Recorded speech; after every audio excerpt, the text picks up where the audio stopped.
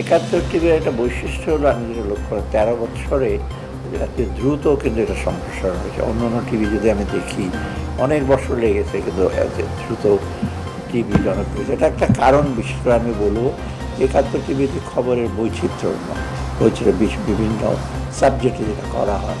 আমি একাত্তর টিভির ভবিষ্যতে কামনা করছি এবং উত্তরোত্তর তাদের কাভারেজ তাদের বৃদ্ধি পাক সেটাই আমার সবাইকে আবার শুভেচ্ছা।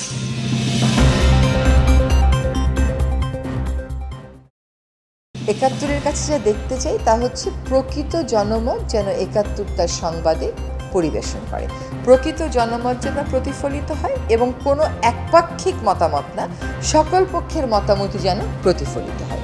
একাত্তরের কাছে সুস্থ বিতর্ক দেখতে চাই।